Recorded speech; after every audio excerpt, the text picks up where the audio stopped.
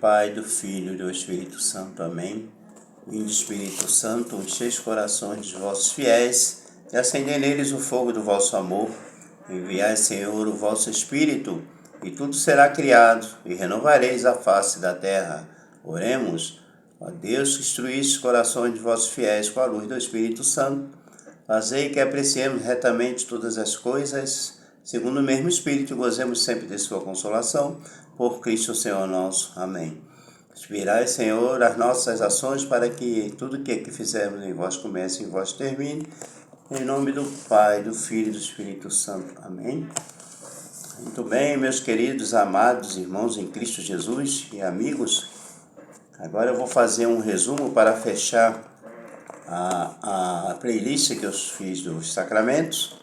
Os sacramentos inicial, que eu fiz um resumo dos 7 sacramentos. Depois eu fiz sacramentos 1 a 1, dentro de suas ordens. Primeiro, segundo e terceiro sacramento da iniciação cristã. Depois, sacramentos de cura. E agora, os 2 sacramentos de serviço. Eu vou fazer os 2 juntos. Sacramento da ordem e sacramento do matrimônio. Vou tentar fazer bem esclarecido, porque os 2 juntos podem causar dúvida, mas eu creio que se houver dúvida, vocês falem comigo e eu tiro as dúvidas que assim forem necessárias. Vamos começar pelo sacramento da Sagrada Ordem. A Sagrada Ordem é o sacramento que dá o poder de exercitar os mistérios sagrados que dizem respeito ao culto de Deus e à salvação das almas. É o sacramento que vai imprimir na alma de quem recebe o caráter de ministro de Deus. Chama-se ordem porque consiste em vários graus, um subordinado ao outro, dos quais resulta a sagrada hierarquia. Entre eles, o supremo é o episcopado, que contém a plenitude do sacerdócio. Depois, o presbiterato ou sacerdócio simples. Em seguida, o diaconato e as ordens ditas menores. Depois eu vou explicar sobre essas ordens ditas menores, lá no final. Jesus Cristo mesmo instituiu imediatamente os 2 graus superiores da Sagrada Ordem, que são o episcopado e o sacerdócio simples. Por meio dos apóstolos, instituiu depois o diaconato, no qual derivam as outras ordens inferiores. Jesus Cristo instituiu a ordem sacerdotal na última ceia, quando conferiu aos apóstolos e aos seus sucessores o poder de consagrar a Santíssima Eucaristia. No dia seguinte à ressurreição, conferiu os mesmos poder de perdoar e de reter os pecados, constituindo assim os primeiros sacerdotes da nova lei em toda a plenitude do poder. O ministro desse sacramento é somente o bispo. O ministro do sacramento da ordem somente o bispo pode ministrar, ou seja, o bispo vai ser ordenado sacerdote para depois também poder ser ordenado bispo e futuramente poder ordenar novos sacerdotes, novos bispos e novos diáconos. A dignidade do sacerdócio cristão é grandíssima pelo duplo poder que lhe conferiu Jesus Cristo sobre seu corpo real e sobre seu corpo místico, que é a igreja. Pela missão divina confiada ao sacerdote de conduzir todos os homens para a vida eterna. O sacerdote católico é necessário na igreja porque, sem ele, os fiéis estariam privados do santo sacrifício da missa e da maior parte dos sacramentos. Não teriam quem os instruísse na fé e ficariam como ovelhas sem pastor à mercê dos lobos. Em uma palavra, não existiria igreja como Jesus Cristo instituiu. A igreja como Jesus Cristo instituiu não existiria se não existisse o sacramento da ordem. O sacerdócio católico, apesar da guerra que o inferno move contra ele, durará até o fim dos séculos. Pois Jesus Cristo mesmo prometeu que o poder do inferno jamais prevaleceria contra a sua igreja. É pecado gravíssimo o desprezo e as injúrias que se dirigem contra os sacerdotes recai sobre o mesmo Cristo, o qual disse a seus apóstolos: quem vos despreza, a mim despreza. Vamos ver lá em Lucas 10, 16, podem conferir. O propósito de quem abraça o estado eclesiástico deve ser unicamente a glória de Deus e a salvação das almas. Não tem que ter outro objetivo. Esse é o objetivo principal de quem abraça o estado eclesiástico eclesiástico, que deve ser somente a glória de Deus, a salvação das almas. Para entrar no estado eclesiástico, é necessária, antes de tudo, a vocação divina. Para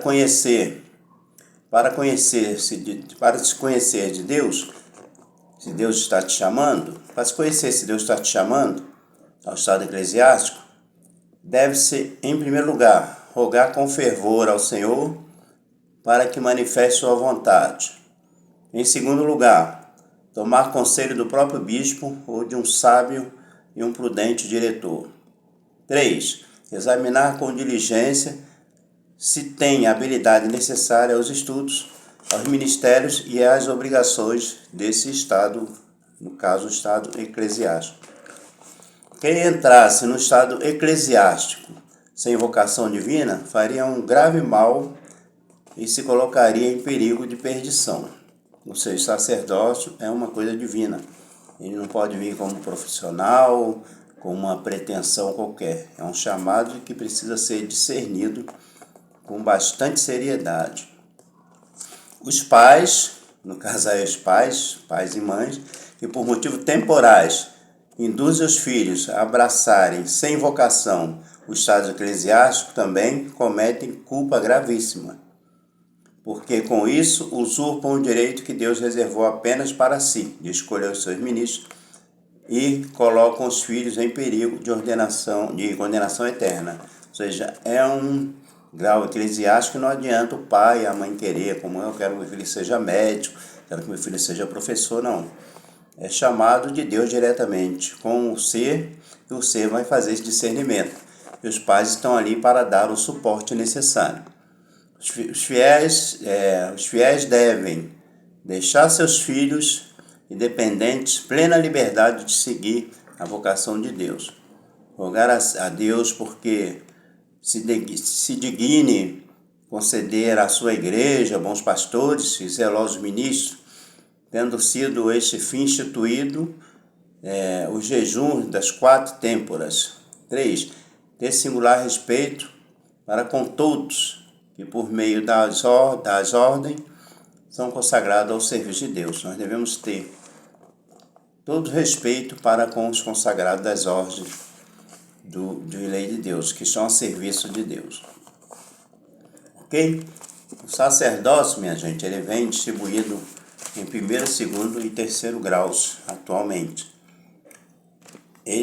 O sacerdócio que a igreja atual hoje determina, tem no primeiro grau o episcopado, segundo grau o presbiterado ou o sacerdócio, e em terceiro grau vai ter o diaconato.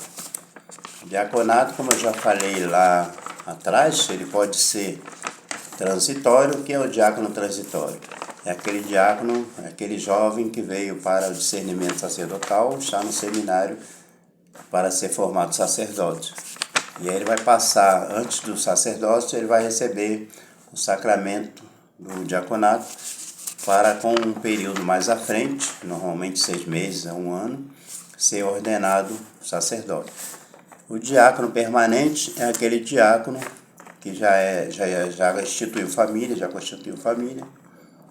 e teve discernimento diaconal, e ele vai fazer ali um seminário de aproximadamente 5 anos, acho que é 1 ano de propedêutico e mais 4 anos, 2 de filosofia e 2 de teologia, e ele vai ser ordenado diácono permanente no serviço da igreja, sendo que ele não é desligado de sua família.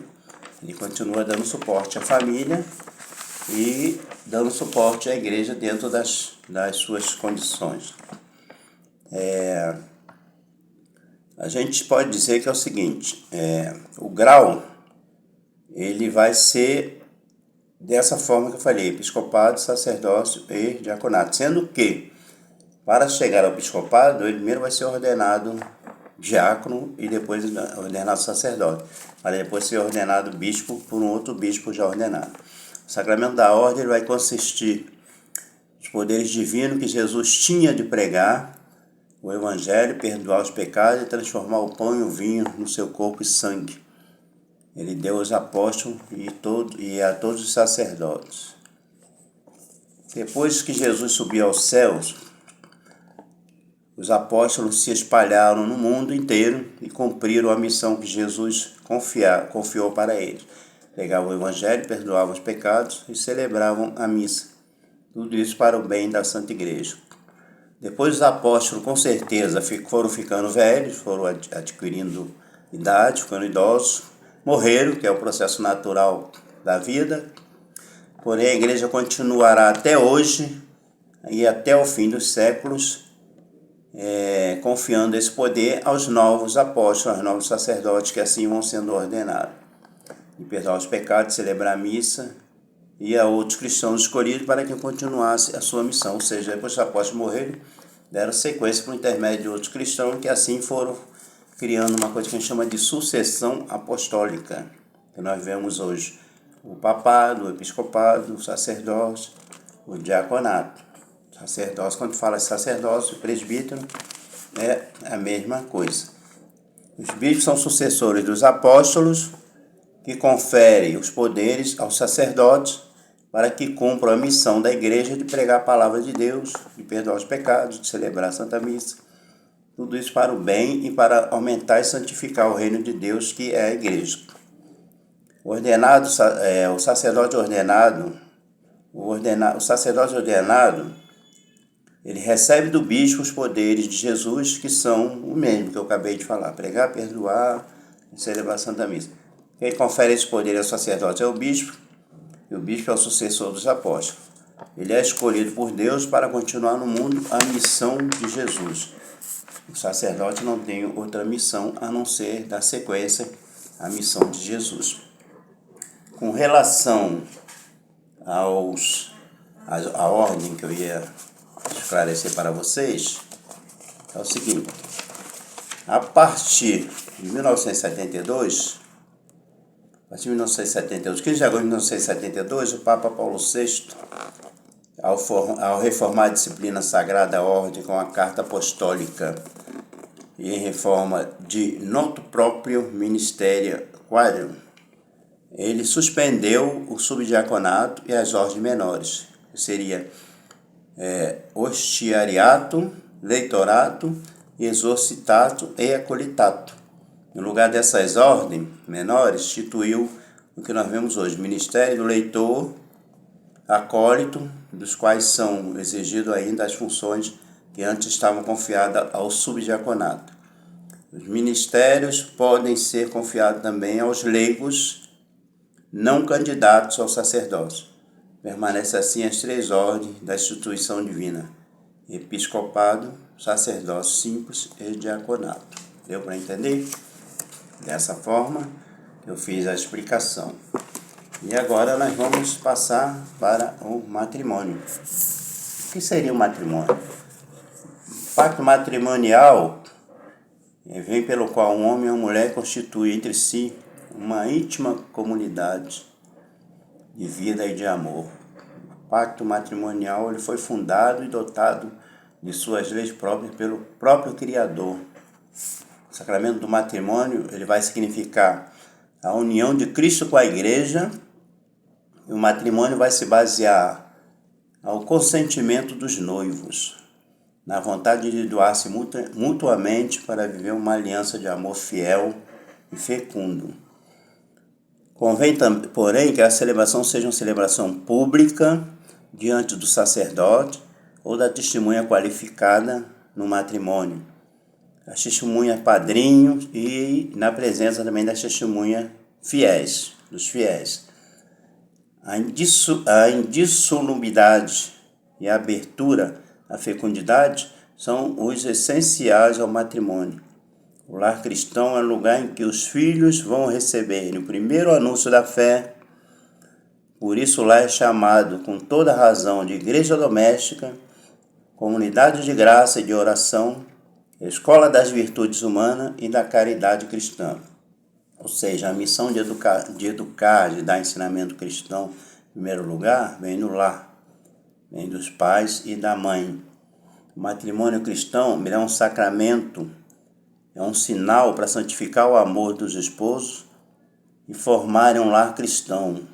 Um moço e uma moça que se querem bem, que se conhecem bem, estão dispostos seriamente a formar um lar cristão, se apresentam diante do sacerdote e começam a se preparar bem do ponto de vista espiritual para conhecerem seus deveres de esposos e cristãos.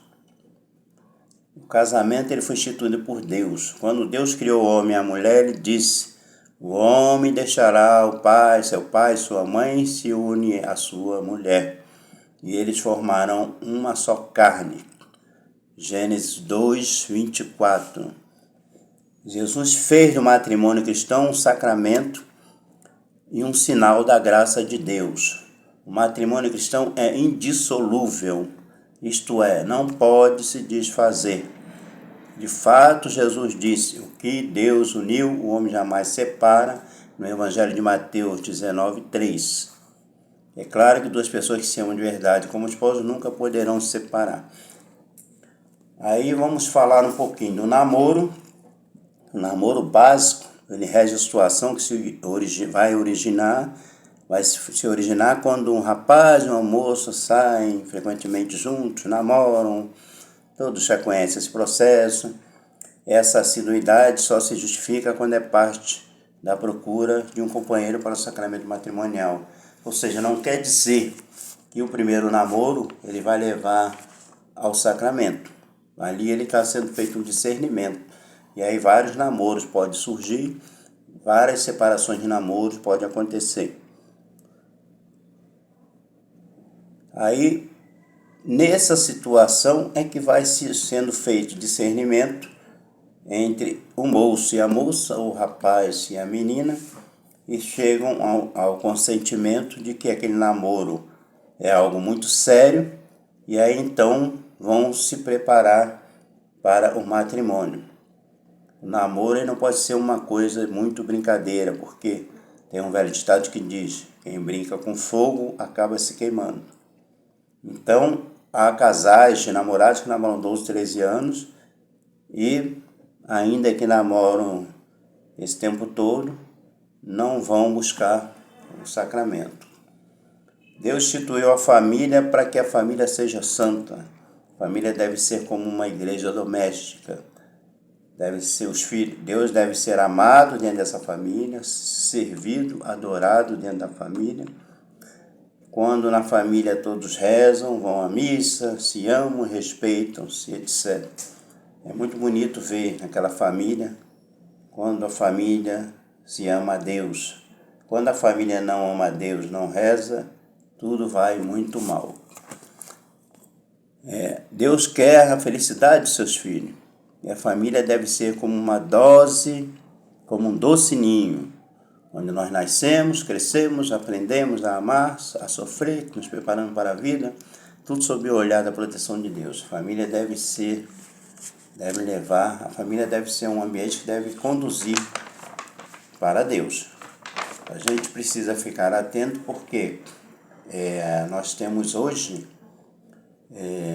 vários tipos de relacionamentos que chamam de casamento. A igreja aqui não fala de casamento, fala de matrimônio. Não fala de união estável, fala de matrimônio. É uma situação em que nem o juizado civil pode intrometer. Ainda que as pessoas dentro de um juizado civil peçam um divórcio, esse casamento ele não se encerra. E o casamento civil é muito respeitado pela igreja, por quê? Porque é onde a lei determina para se fazer a proteção de ambas as partes. Proteção materiais, proteção documentais, vários outros tipos de proteções que é necessário para a vida de uma família, de um casal, para a vida de filhos. Mas mesmo assim, a vida civil, a justiça civil, não tem autoridade sobre o matrimônio da igreja. O matrimônio da igreja ele só pode ser dissolvido, só pode ser, não digo nem desconsiderado, eu digo sofrer um processo de nulidade caso hajam falhas nesse matrimônio, caso haja empecilhos de momentos que, na hora do matrimônio, não foram revelados, tipo mentiras, tipo verdades escondidas, traições que um ou outro não sabia. E o que vai ser necessário para contrair verdadeiramente matrimônio cristão? Vai ser necessário estar livre de todo impedimento matrimonial, ou seja, tem que ser livre os dois. O rapaz e a moça precisam ser livres. Eles têm que dar livremente o consenso. Ao contrário, o matrimônio diante do próprio pároco ou de um sacerdote por ele delegado de suas testemunhas. Eles precisam, diante do sacerdote, dar esse consenso de liberdade, que os dois têm liberdade para contrair. Para contrair licitamente o matrimônio cristão, é necessário estar livre de impedimentos matrimoniais, impediente, ser instruído nas principais coisas da religião, estar em estado de graça. Caso contrário, cometeria um sacrilégio. Os impedimentos matrimoniais são circunstâncias tais que tornam o matrimônio inválido ou ilícito. Ou seja, é um matrimônio que pode não ter existido se houve essas coisas que não são de acordo. Se a pessoa, por exemplo, tinha algum impedimento e não revelou, não se descobriram, o matrimônio pode ser considerado inválido ou ilícito. No primeiro caso, são chamados impedimentos dirimentes, do segundo, impedimento impediente. Qual a diferença? Os impedimentos dirimentes são, por exemplo, a consanguinidade até o grau, ou seja, o parentesco de grau de sangue ou o parentesco espiritual. O voto solene da castidade e a diferença do culto entre batizados e não batizados. Esse parentesco espiritual aqui, ele quer dizer que afilhados, afilhadas, padrinhos e madrinhas nunca podem ter relacionamento, muito menos contrair matrimônio.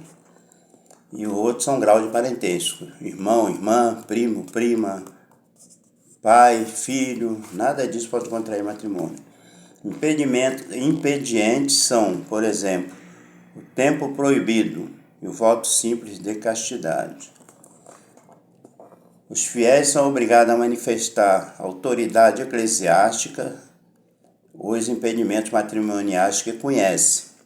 E é em razão disso que os párocos fazem o proclamas. O padre tem que fazer o proclamas para que os noivos possam contrair o matrimônio. Somente a igreja, igual eu falei, tem o poder de estabelecer impedimentos matrimoniais e julgar a validade do matrimônio entre cristãos, assim como somente a igreja pode dispensar dos impedimentos que ela estabeleceu. Não existe lei civil nenhuma que venha a conseguir fazer esse impedimento ou impedir que a igreja os desimpeçam de contrair o matrimônio. Somente a igreja tem o poder de estabelecer impedimentos, somente a igreja tem poder de dizer se o matrimônio é lícito ou ilícito.